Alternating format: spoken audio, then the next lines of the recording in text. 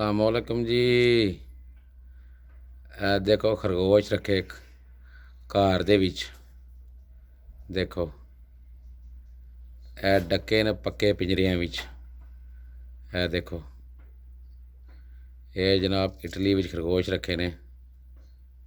ਦੇਖੋ ਇਹ ਪੱਕੇ ਡੱਕੇ ਨੇ ਪਿੰਜਰਿਆਂ ਵਿੱਚ। ਇਹ ਦੇਖੋ ਇਹਨਾਂ ਜਨਾਬ ਇੱਥੇ ਹੀ ਇਹਨਾਂ ਨੂੰ ਖੁਰਾਕ ਪੈਂਦੀ ਏ, ਇੱਥੇ ਹੀ ਨਾ ਰਹਿਣਾ ਮੈਂ। ਇਹ ਦੇਖੋ ਜਨਾਬ ਇਹ ਖਰਗੋਸ਼ ਦੇਖੋ ਜਨਾਬ, ਇਹ ਰਾਖਵੇਂ ਖਰਗੋਸ਼ ਨੇ। ਇਹ ਦੇਖੋ ਇਹ ਦੇਖੋ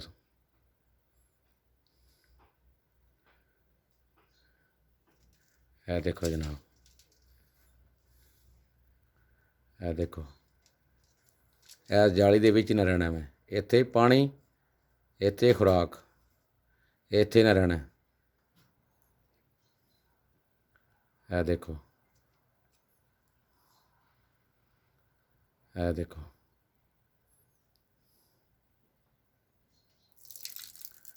ਇਹ ਛੋਟੇ ਨੇ ਜੀ ਕਾਲੇ, ਇਹ ਛੋਟੇ ਨੇ ਜੀ। ਇਹ ਦੇਖੋ ਇਹ ਛੋਟੇ ਨੇ ਜੀ। ਇਹ ਦੇਖੋ ਇਹ ਖਰਗੋਸ਼ ਹੈ, ਵੱਖਰਾ ਖਰਗੋਸ਼ ਕਲਾ ਡੱਕੀ ਹੈ, ਨਰ ਖਰਗੋਸ਼। ਇਹ ਦੇਖੋ ਇਹ ਜਿਹੜੀ ਸਾਈ ਹੈ ਇਹ ਬੱਚੇ ਦੇਣ 'ਤੇ ਆਈ ਹੈ, ਹੁਣ ਤਾਂ ਵੱਖਰੀ ਡੱਕੀ ਨੇ, ਬੱਚੇ ਦੇਣੇ ਨੇ। ਇਹ ਸਾਈ ਨੇ, ਇਹ ਸਾਈ ਹੈ।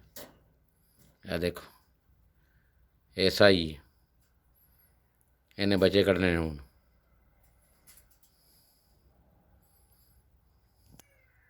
ਇਹ ਜਨਾਬ ਇਹਨਾਂ ਦੀ ਖੁਰਾਕ ਹੈ, ਸੁਬਾਹ ਸ਼ਾਮ ਇਹਨਾਂ ਖੁਰਾਕ ਥੋੜ੍ਹੀ ਥੋੜ੍ਹੀ ਪਾਉਂਦੇ ਨੇ। ਇਹ ਖੁਰਾਕ ਇਹਨਾਂ ਦੀ ਬਸ ਸੁਬਾਹ ਸ਼ਾਮ ਇਹਨਾਂ ਖਾਣੀ ਹੈ। ਇਹ ਖੁਰਾਕ ਜੀ, ਇਹ ਸਾਰੀ ਖੁਰਾਕ ਇਹਨਾਂ ਦੀ। ਅਤੇ ਇਹਨਾਂ ਇੱਥੇ ਪੱਕੇ ਰਹਿਣਾ, ਇਹਦੇ ਡੱਕੇ ਰਹਿਣਾ ਇਹਦੇ ਵਿੱਚ, ਇਹਦੇ ਵਿੱਚ ਹੈ ਇੱਥੇ ਪੱਕੇ ਹੀ। ਇਹ ਦੇਖੋ ਇਹਦੇ ਵਿੱਚ ਰਹਿਣਾ ਨੇ। ਇਹ ਜਾਲੀ ਦੇ ਅਗਲੇ ਪਾਸੇ ਇੱਥੇ ਨਾਲ ਖੁਰਾਕ ਪਾਣੀ ਹੈ, ਇੱਥੇ ਇੱਥੇ ਹੀ ਇੱਥੇ ਹੀ।